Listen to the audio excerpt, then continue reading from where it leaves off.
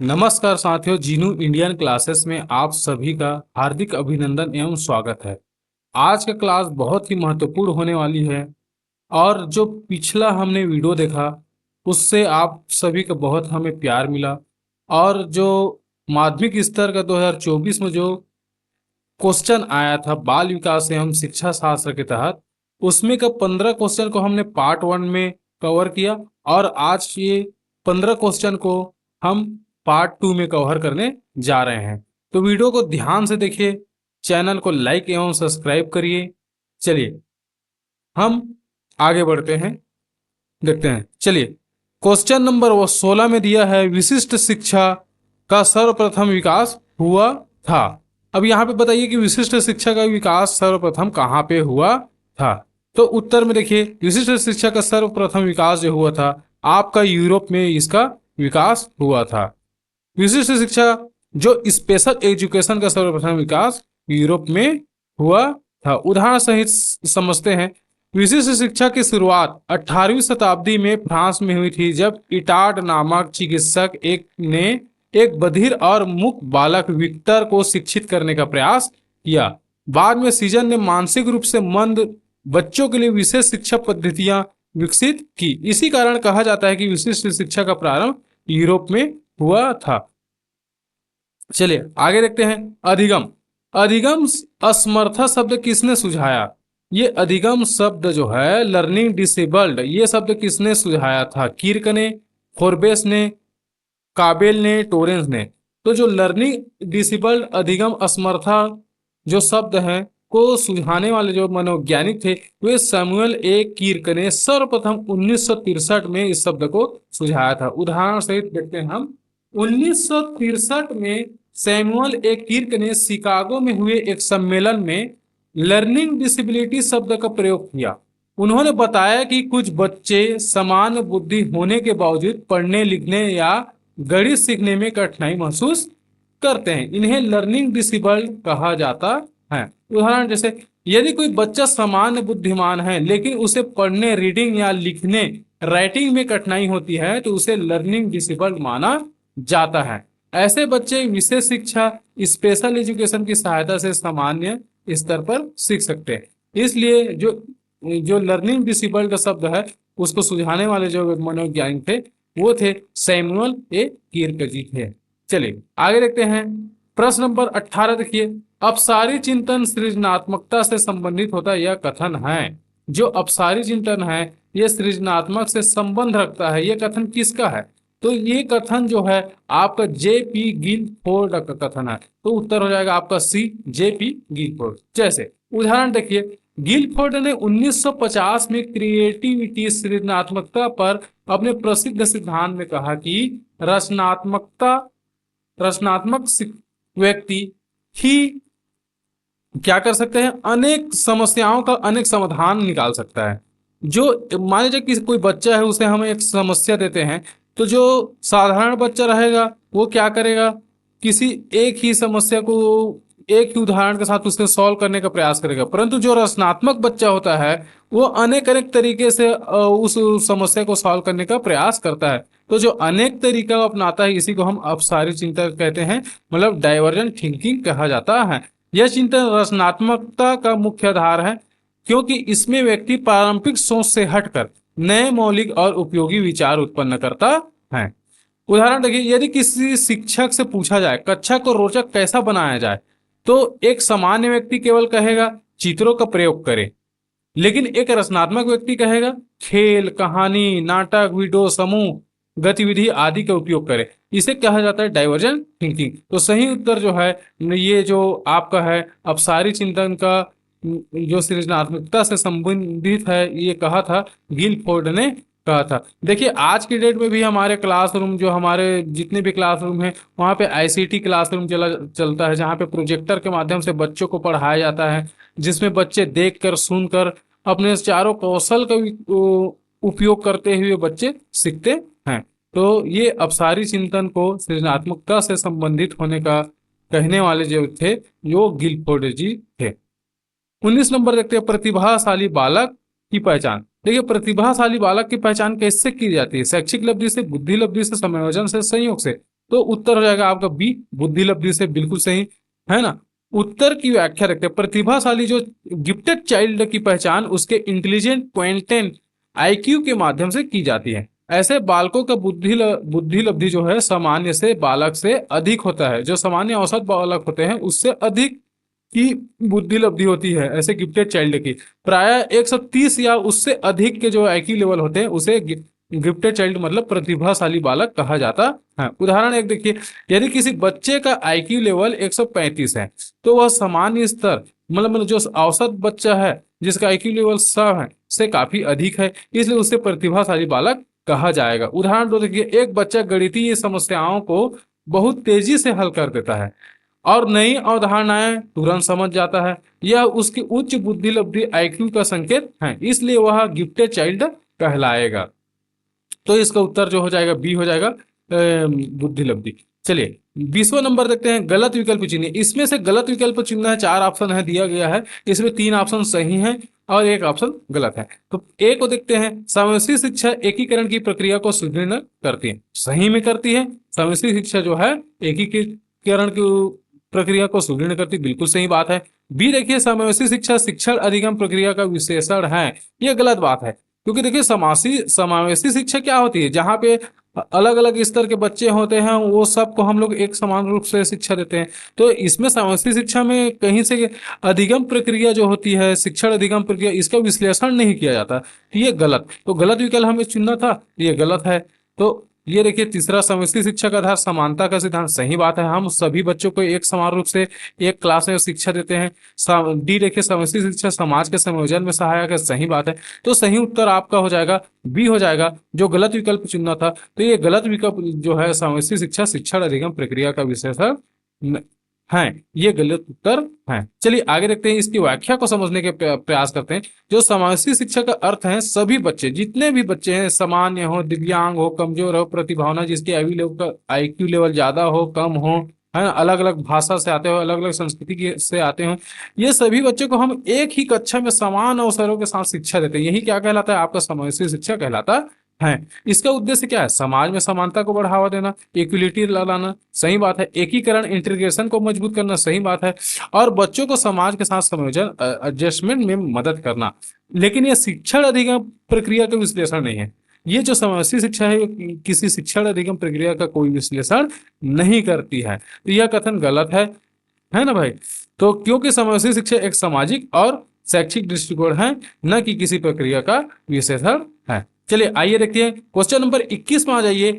हम देखते हैं, अनुवांशिकता को एक डैश डैश डैश सामाजिक संरचना के रूप में माना जाता है। यहाँ पे खाली स्थान दिया गया है, अनुवांशिकता को किस संरचना के रूप में माना जाता है।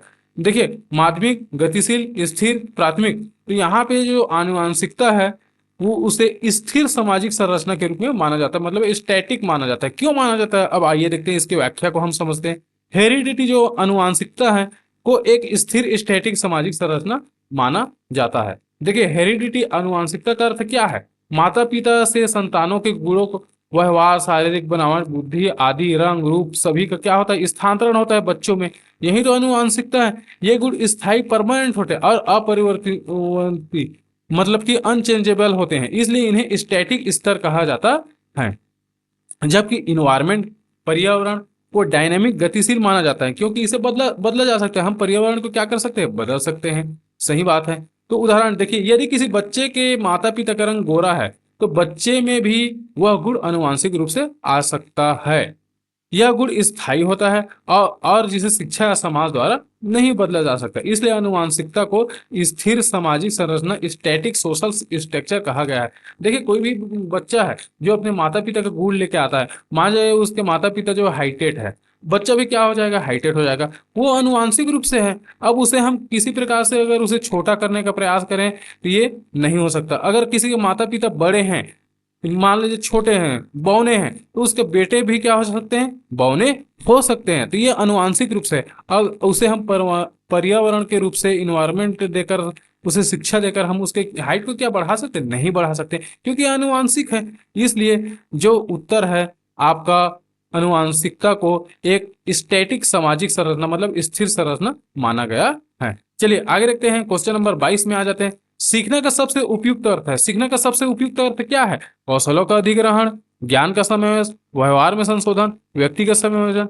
अब देखिए सीखना क्या है, आइए देखते हैं। तो उत्तर आता है सीखना जो है मॉडिफिकेशन ऑफ बिहेवियर, मतलब व्यवहार में संशोधन। उत्तर देखिए, सीखना लर्निंग का सबसे उपयुक्त अर्थ है, व्यवहार में संशोधन मॉडिफिकेशन ऑफ बिहेवियर। देखिए व्याख्या इसका करते हैं, लर्निंग केवल ज्ञान या कौशल प्राप्त करने की प्रक्रिया नहीं, जो सीखना होता है वो ज्ञान और कौशल उसमें हम प्राप्त नहीं करते, बल्कि वह व्यक्ति के व्यवहार, सोच, दृष्टिकोण और क्रियाओं में स्थायी परिवर्तन लाने की प्रक्रिया है। ये जितना है सोच व्यवहार, इसमें स्थायी परिवर्तन हो जाता है जो भी व्यक्ति सीखता है। सीखने का परिणाम व्यक्ति में के व्यवहार में दिखाई देता है। अगर कोई व्यक्ति किसी चीज को सीखता है तो उसके व्यवहार में परिवर्तन आ जाता है। यदि सीखने के बाद व्यक्ति का व्यवहार बदल जाता है तो कहा जाता है कि सीखना लर्निंग हुआ है। उदाहरण देखिए, यदि कोई छात्र गणित के प्रश्न हल करने का नया तरीका सीखता है और आगे से वही तरीका अपनाने लगता है, यह क्या हुआ? इसके व्यवहार में संशोधन हो गया, मतलब कि मॉडिफिकेशन ऑफ बिहेवियर है। यदि बच्चा पहले झूठ बोलता था, बहुत झूठ बोलता था, और अचानक से बच्चा सच बोलना सीख गया, तो क्या हुआ? वो सीखा, उसके बाद फिर उसके व्यवहार में परिवर्तन आया, मतलब कि सीखने का परिणाम आया, है ना। तो इसी को कहा जाता है मॉडिफिकेशन ऑफ बिहेवियर, तो व्यवहार में संशोधन। तो सीखना क्या है अपना? व्यवहार में संशोधन। सीखने का सब उपयुक्त अर्थ है व्यवहार में संशोधन है। चलिए आगे देखते हैं, क्वेश्चन नंबर 23 को देखते हैं। एक इतिहास शिक्षक ने प्राचीन भारतीय वास्तुकला पढ़ाते हुए छात्रों के लिए स्थानीय ऐतिहासिक स्मारकों द्वारा आयोजित किया। यह एक उदाहरण है। गतिविधि देखिए, ए गतिविधि आधारित शिक्षण, बी अनुभवात्मक शिक्षण, मिश्रित शिक्षण, परियोजना आधारित शिक्षण। देखिए यहाँ पे इतिहास का जो शिक्षक है वो क्या कर रहा है, इतिहास पढ़ाने के दौरान प्राचीन भारतीय वास्तुकला को वहां पे विजिट करा रहा है, वहां पे लेके अनुभव के रूप में उसे दिखा रहा है, लेके जा रहे हैं, बच्चे देख रहे हैं, छू रहे हैं, समझ रहे हैं। तो उसके अंदर में क्या आएगी? अनुभवात्मक शिक्षण ही तो आएगी। तो देखिए उत्तर क्या हो जाएगा आपका? अनुभवात्मक शिक्षण होगा। तो इसका व्याख्या देखते हैं। जब शिक्षक विद्यार्थियों को किसी विषय को अनुभव एक्सपीरियंस के माध्यम से सिखाते हैं तो उसे अनुभवात्मक शिक्षण एक्सपीरियंशल टीचिंग कहा जाता है। व्याख्या, प्रश्न, इसमें इतिहास के शिक्षण में विद्यार्थियों को प्राचीन भारतीय वास्तुकला पढ़ाते समय ऐतिहासिक स्थलों का दौरा कराया, विजिट कराया। तो इसका उद्देश्य था कि विद्यार्थी देखकर, सुनकर, महसूस करके, अनुभव करके सीखे। ऐसे शिक्षण में विद्यार्थी केवल सुनते नहीं बल्कि स्वयं अनुभव करते हैं, उस जगह का अनुभव करते हैं, महसूस करते हैं, उसके बाद वो सीखते हैं। इसलिए इसे क्या कहा जाता है? अनुभवात्मक शिक्षण कहा जाता है। उदाहरण देखिए, वन देखिए, विज्ञान के शिक्षक जब प्रयोगशाला में ले जाकर प्रयोग करवाते हैं, यह भी क्या है? अनुभवात्मक शिक्षण कहलाता है। भूगोल के शिक्षक जब छात्र को पहाड़, नदी, खेत दिखाने के लिए बाहर ले जाते हैं ताकि वे वास्तविक रूप से चीज को समझ सके, यह भी क्या है? एक्सपीरियंटल लर्निंग, मतलब अनुभवात्मक शिक्षक है। देखिए होता क्या है, हम लोग भी जब क्लास में बच्चों को पढ़ाते हैं, कभी भी हम पढ़े हैं तो हमारे टीचर ने हमसे हमें कैसे पढ़ाया? अगर किसी पेड़ पौधे के बारे में हमें बताना है तो टीचर ने हमको क्या बताया?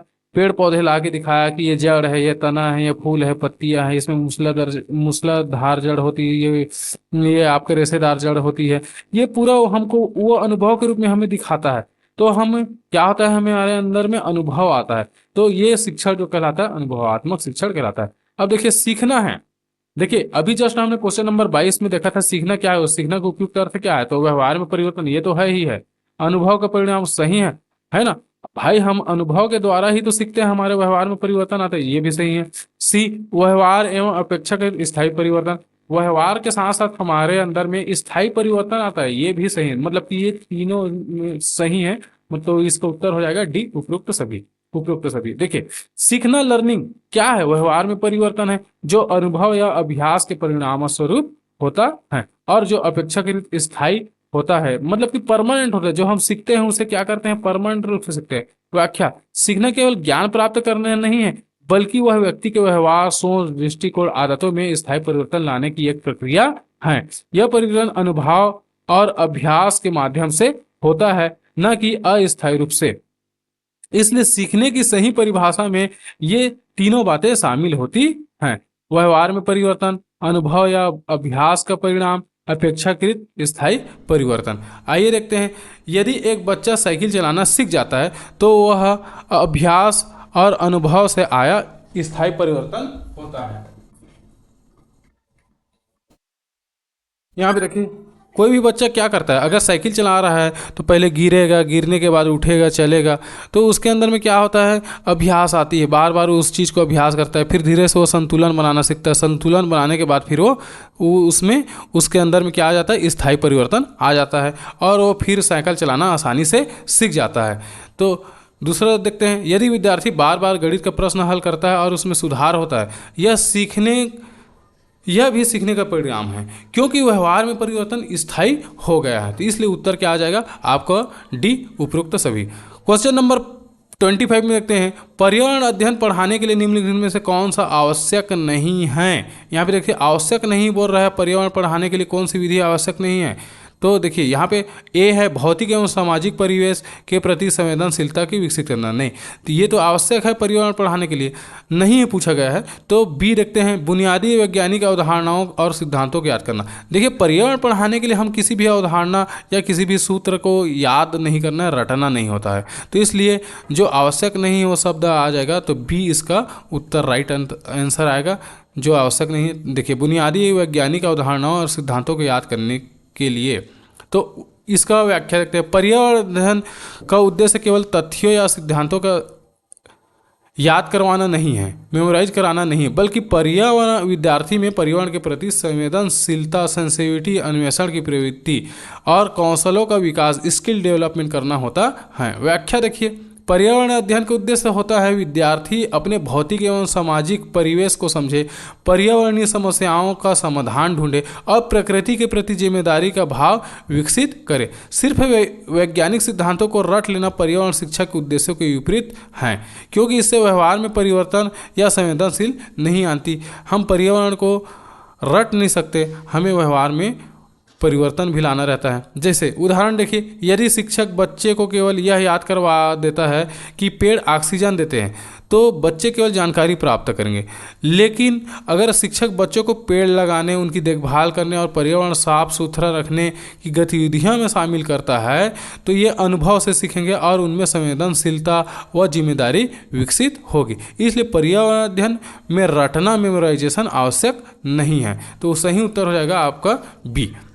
क्वेश्चन नंबर 26 देखते हैं, शिक्षा का मुख्य उद्देश्य होता है व्यक्ति के की डैश डैश डैश का विकास करना। शिक्षा का मुख्य उद्देश्य क्या है, व्यक्ति का क्या विकास करना, ज्ञान, शरीर, व्यक्तित्व, बुद्धिमत्ता। तो देखिए हम अक्सर पढ़ते हैं शिक्षा का मुख्य उद्देश्य सर्वांगीण विकास करना होता है, तो व्यक्तित्व विकास करना आ जाएगा यहाँ पे, तो पर्सनैलिटी, व्यक्तित्व। अब इसका उत्तर देखें, व्याख्या करते हैं, शिक्षा का मुख्य उद्देश्य व्यक्ति का सर्वांगीण विकास, होलिस्टिक डेवलपमेंट अर्थात व्यक्तित्व का विकास करना होता है। व्याख्या, शिक्षा केवल ज्ञान, नॉलेज या बुद्धिमत्ता, इंटेलिजेंस बढ़ाने का साधन नहीं है, बल्कि यह व्यक्ति के शारीरिक, मानसिक, नैतिक, सामाजिक और आध्यात्मिक गुणों का संतुलित विकास करना है। इससे व्यक्ति समाज में एक जिम्मेदार व्यक्ति या सुसंस्कृत और उपयोगी नागरिक बनता है।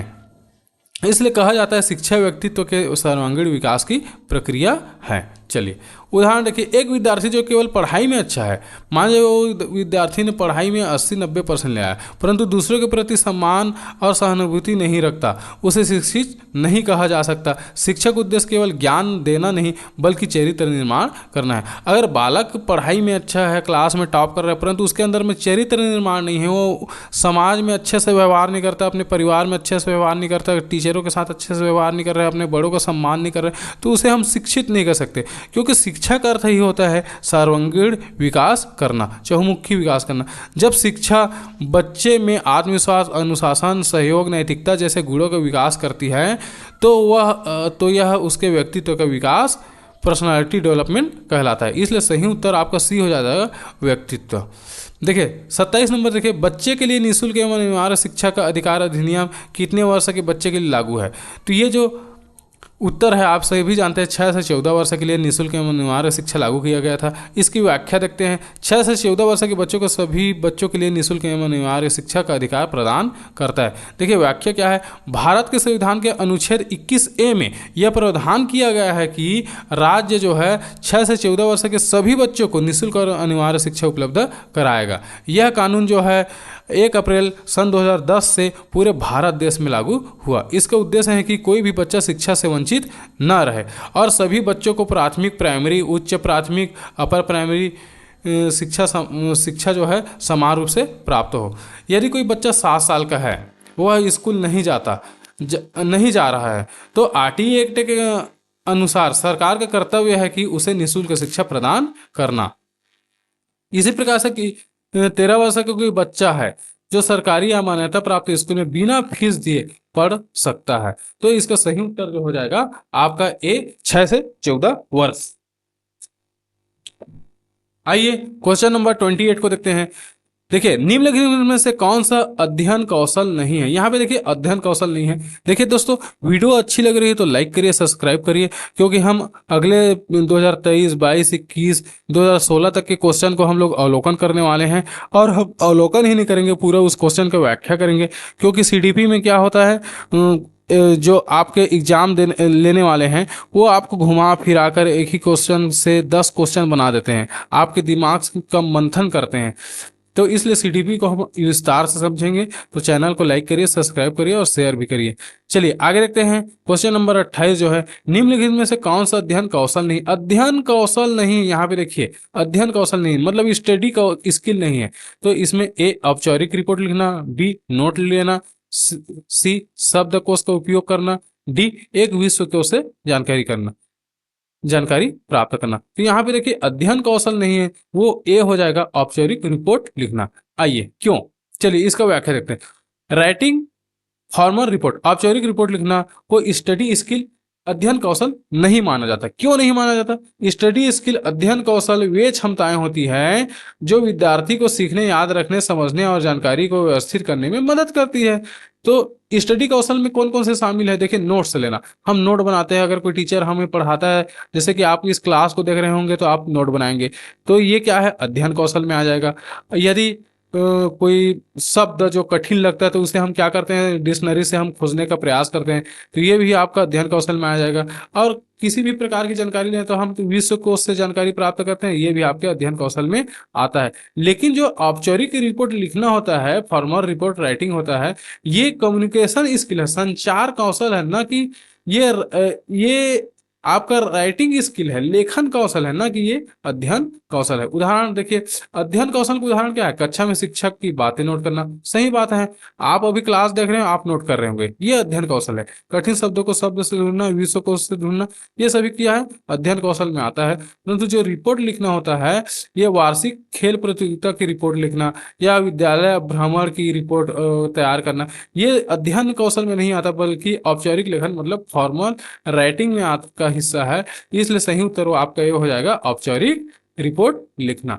चलिए क्वेश्चन नंबर 29 में देखते हैं। शिक्षण के समझ स्तर में शामिल है, शिक्षण के समझ के स्तर में कौन शामिल है? यहाँ पे देखिए कूट आधारित क्वेश्चन दिया गया है, इसमें से केवल 2 सही होगा, क्योंकि देखिए ए बी सी डी, इसमें से हम देखते हैं, इसमें सही उत्तर जो हो जाएगा आपका बी हो जाएगा, दूसरा और तीसरा। दूसरा में क्या दिया, योग्यता, तीसरा में दिया है अंतर्दृष्टि। आइए इसको देखते हैं क्या है ये।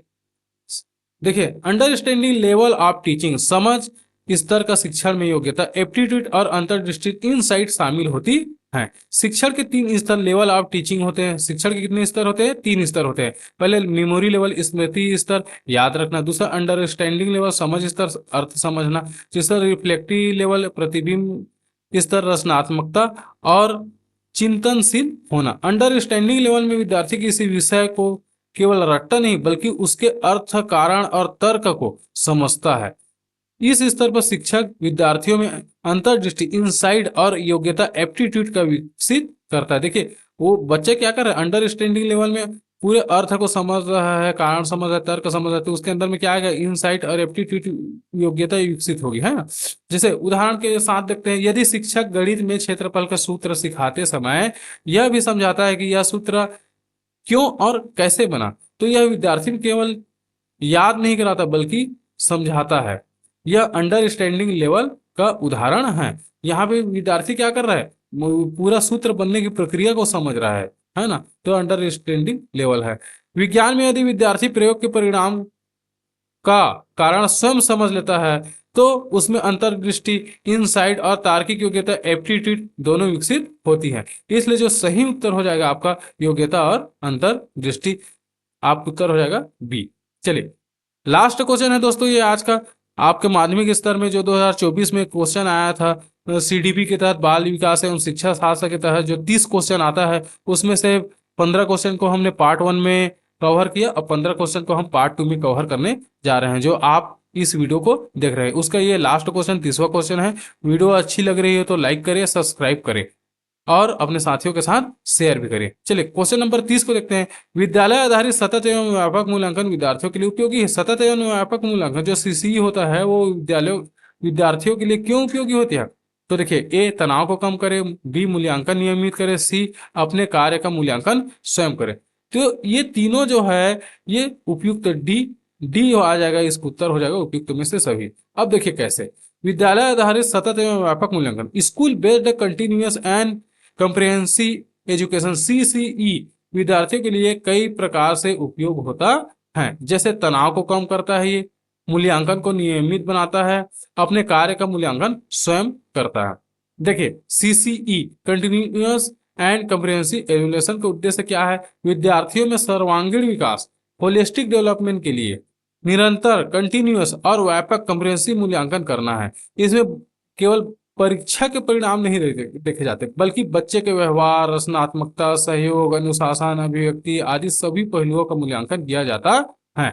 इससे बच्चे को हर समय अपने प्रदर्शन में सुधार का अवसर मिलता है और परीक्षा का डर या तनाव कम होता है। उदाहरण देखते हैं, यदि किसी विद्यार्थी को केवल साल में एक बार परीक्षा का मूल्यांकन न होकर बल्कि हर महीने कक्षा कार्य, गृह कार्य, समूह कार्य, प्रोजेक्ट कार्य हर सप्ताह दिया जाए, ये क्या कहलाएगा? सीसीई कहलाता है। इस प्रक्रिया में विद्यार्थी स्वयं भी अपने कार्य को देखकर स्वयं मूल्यांकन, सेल्फ एवेल्युएशन सीखते हैं। तो इसलिए इसका सही उत्तर हो जाएगा डी हो जाएगा, ऑल द अबव उपरोक्त में से सभी। चलिए दोस्तों, आज की क्लास को यहीं समाप्त करते हैं। जीनू इंडियन क्लास को लाइक करिए, सब्सक्राइब करिए। अगर आज का क्लास बहुत अच्छा लगा आपको तो आप कमेंट में लिख कर भेजिए और अपने दोस्तों के साथ इस चैनल को शेयर भी कीजिए।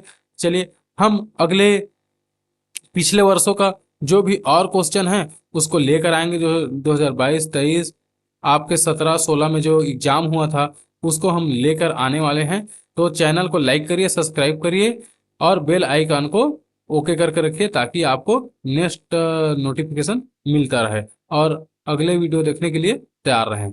चलिए, आज के लिए बस इतना ही। Thank you, good day.